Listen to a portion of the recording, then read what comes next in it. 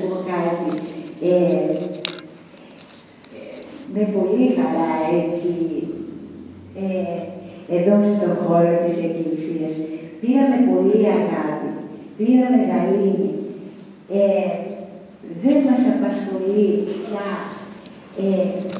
Το θέμα είναι να μπορέσουμε σαν αλυσίδα κρίκος αυτή η τέχνη της αγιογραφίας που ανήκει στη Θεία Λατρεία να μπορέσει να διαδοθεί.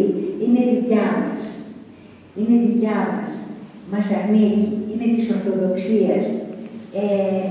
Και είναι μεγάλη υπόθεση να μπορείς να απεικονίσεις το Θείο.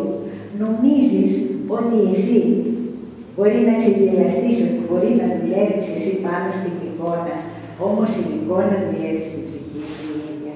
Και ξυπνάς σε μια μέρα και η Άγιοι είναι η δική σου άνθρωποι. Διότι ανατρέχεις τη στιγμή που αγιογραφείς, τι έκανε αυτός ο Άγιος, τι έκανε, γιατί αγιέσαι. Και διαβάζεις έτσι τη ζωή του και ξυπνάς κάποια στιγμή και λες, μα δικός μου άνθρωπος είναι. Μπορώ να του τα πω, να με συντεύσει. Έτσι. Ναι, πείτε μου. Ναι.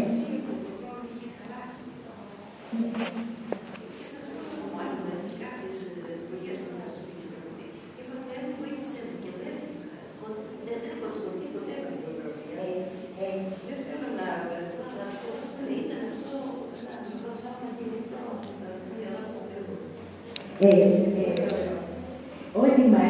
Ό,τι μας φέρνει κοντά στον Πατέρα, ό,τι μας φέρνει, ναι, είναι έτσι.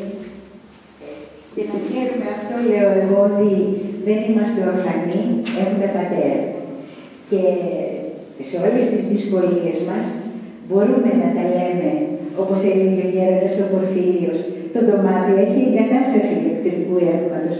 Ανάψτε μόνο το διακόπτη, προσευχή. Πείτε τα επάνω. Και το δώρο της ζωής μας το έδωσε εκείνος. Η ζωή είναι δώρο, όσο δύσκολη κι αν είναι, η ζωή είναι δώρο. Γιατί έτσι και εσείς έχεις εξασφαλίσει και αθανασία ψυχής. Λοιπόν, και είναι πατέρας. Και ποιος πατέρας όταν το παιδί του ζητάει ψωμί του δίνει πέτρα. Και ξέροντας ότι και οι τρίχες της κεφαλής σου είναι μετρημένες από τον ουρανό, εδώ στη γη, τα πάντα που συμβαίνουν σε σένα είναι σε γνώση του ουρανού. Και όπως έλεγε και η γερόντισσα Γαβριλία, έλεγε κάθε μέρα υπογράφω σε λευκή σελίδα και ο Κύριος συμπληρώνει το πρόγραμμα της ημέρας. Δικό του παιδί είναι. Στο κάτω-κάτω η αλήθεια είναι πάνω. Εδώ, είναι το ψέμα λίγο. Ό,τι θέλει ας κάνει. Ένα ξέρω ότι μ' αγαπάει. Και ότι είμαι το μοναχοπέδι του. Και κάθε ένας από εμάς είμαστε τα μοναχοπέδια του. Και δεν ζητάει από εμάς. Μπορεί να μην μετράει πόσο νηστεύσαμε, πόσο γονιών εκκλησίες κάναμε. Ζητάει πόσο αγαπήσαμε τον άλλον, πόσο αγαπήσαμε. Αυτό μετράει. Και ότι δια του πλησίον σωζόμαστε. Όσο χάλια κι αν είμαστε και συνεργούς του έργου του. Δια του πλησίον. Ευχαριστώ πολύ.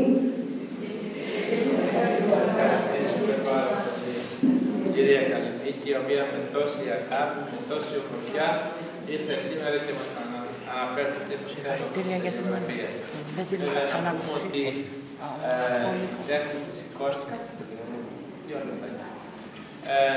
η τέχνη της εικόνας είναι κατοχυρωμένη από την 7η Οικουμενική Σύνοδο το 787. Θεολογεί η Εκκλησία μας πάνω στο θέμα της εικόνας, λέγοντάς μας ότι όταν προσκυνούμε την εικόνα δεν προσκυνούμε το υλικό, προσκυνούμε το πρόσωπο. Και εδώ πέρα βλέπουμε την εικόνα του Χριστού μας, Όταν προσκυνούμε το πρόσωπο του Χριστού μας, προσκυνούμε και τη Θεία Φύση Του και την ανθρώπινη φύση Του. Ο Χριστός έχει δύο φύσεις, ένα πρόσωπο. Μέσα λοιπόν σε αυτό το πρόσωπο μπορεί να φαίνεται ότι είναι το πρόσωπο το σωματικό, το υλικό, η ανθρώπινη φύση, γιατί αυτή βλέπουμε, γιατί αυτή δεν τη βλέπουμε, όμως αυτή είναι κρυμμένη μέσα στην ανθρώπινη φύση. Και όταν προσκυνούμε τα πρόσωπα των άλλων Αγίων μας, της Παναγίας μας, των υπολείπων Αγίων, πάλι Χριστό προσκυνούμε, διότι οι Άγιοι μας όλοι έχουν φτάσει από το κατ' εικόνα στο καθομοίωση.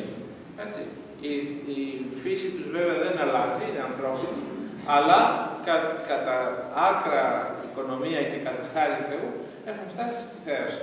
Άλλωστε η αποστολή μας είναι αυτή να φτάσουμε στη θέωση. Κοιτάξτε τι όμορφα έτσι πάει εδώ η βυζαντινή τέχνη γεωγραφία με την αρχιτεκτονική του ναού. Ο ναός βλέπετε ο συγκεκριμένος, ο οποίος είναι χτισμένος σε παραδοσιακό στυλ, είναι καθαρά σταυροειδής με τρούλο. Βλέπετε δημιουργεί έναν σταυρό. Και στο κέντρο του τρούλου, όπως είπαμε και πιο μπροστά, πάντοτε η γεωγραφή του Παντοκράτορας. Και αν κοιτάξετε, όπου και αν είμαστε, το μάτι μας βλέπει. Στη δίκη ο οφθαλμός ως τα πάνω φορά. Είναι αυτός που όπου και αν είμαστε μας κοιτάζει. Και βεβαίως, όπως είπε και η κυρία Καλλινίκη, πλαισιωμένος από τους άλλους Αγίους, βλέπετε εδώ στα 4 σφαιρικά τρίγωνα είναι οι 4 Ευαγγελιστές, συγχωρισμός του Ευαγγελίου. Και αυτές οι 4 κολόνες συμβολίζουν ότι η Εκκλησία θεμελιώνεται πάνω σε αυτή την αλήθεια, την Ευαγγελική αλήθεια. Και από εκεί και πέρα, βλέπετε εδώ γεωγραφούνται Άγιοι Μάρτυρες και Άγιοι Στρατιωτικοί. Είναι οι στρατιώτες του Χριστού. Με τα όπλα τους έρχονται να πολεμήσουν για την αλήθεια της Εκκλησίας, για την Ορθοδοξία. Έχουμε τους Αποστόλους, έχουμε τους άλλους μάρτυρες και γύρω τους ιεράρχες. Βλέπουμε δηλαδή μία σειρά από Αγίους και μην νομίζετε ότι όπου θέλουμε μπορούμε να γεωγραφήσουμε οποιοδήποτε Άγιο. Υπάρχει μία παράδοση στο θέμα αυτό, το οποίο ονομάζεται Αγιοκατάταξης. Υπάρχει μία παράδοση. Όπως είπαμε και πιο μπροστά, η Παναγία μας, κοιτάξτε, ως η κλίμακα η οποία συνδέει τον ουρανό με τη γη, είναι πάντοτε πάνω από την Αγία Τράπεζα. Εκεί πέρα σαρκώνεται ο Χριστός, εκεί γίνεται το μυστήριο. Εκεί το ψωμί και το κρασί θα γίνει σώμα και αίμα Χριστού. Και τώρα βέβαια δεν φαίνεται, από κάτω είναι οι ιεράρχες, οι οποίοι συλλειτουργούν εκείνη την ώρα με τον ιερέα, ο οποίος τελεί το μυστήριο. Και όλοι μαζί συλλειτουργούμε με τους Αγίους μας. Αυτή είναι η έννοια. Η εικόνα μέσα στην Ορθόδοξη λατρεία δεν είναι ένα χαρακτηριστικό έτσι, ένα διακοσμητικό στοιχείο. Όχι, έχει καθαρά ουσιαστική σημασία. Έχει καθαρά λυτρωτική, θεολογική και λατρευτική σημασία. Αυτό λοιπόν είναι και το νόημα της Εκκλησίας μας σήμερα. Μήπως είναι μια ευκαιρία να μας πείτε πώς προσκυνάμε τις εικόνες. Δεν υπάρχει κάποιος κανόνας που λέει άλλους στο χέρι, άλλους. Ακούστε να δείτε τώρα, άμα καθίσουμε και βάλουμε τέτοιους τύπους, θα γίνουμε μάλλον φαρισαίοι. Όπως αισθανόμαστε. Βλέπω τη μάνα μου, πώς θα την αγκαλιάσω. Θα καθίσω να πω, άρα της πιάσει το χέρι. Όχι, μου κάνει στο μάγουλο, όχι εδώ. Έτσι. Είναι το αγαπημένο μου πρόσωπο. Έτσι. Είδατε και εμείς οι Ορθόδοξοι μας παίρνουμε την εικόνα της Παναγίας, των Αγίων μας, τη στολίζουμε λουλούδια, τη χαϊδεύουμε, παίρνουμε εικόνα να την πλένουμε, την προσκυνούμε, την ακουμπάμε. Αν πάτε σε Καθολική Εκκλησία, την εικόνα την έχουν από μακριά. Έτσι, την έχουν από εκεί μακριά, δεν την πλησιάζουν. Έτσι, εμείς το θέλουμε κάτι δικό μας, το αισθανόμαστε κάτι πολύ δικό μας. Ένα πρόσωπο πολύ δικό μας. Αυτή είναι η έννοια της εικόνας. Έτσι αισθανόμαστε εμείς τους Αγίους μας. Έτσι ζούμε, έτσι βιώνουμε. Έτσι λατρεύουμε. Επίσης, το είπε και η κυρία Καλλινίκη, δεν έχουμε εμείς αγάλματα. Δεν χρησιμοποιούμε την τρίτη διάσταση, διότι εγκλωβίζουμε το Θεό εδώ. Τον κάνει ο άνθρωπο, ενώ η εικόνα θέλει τον άνθρωπο να με οδηγεί στη θέωση. Είναι εντελώς άλλη περίπτωση. Είναι ένας καθρέφτης που παίρνει από εδώ την ακτίνα και τη στέλνει πάνω.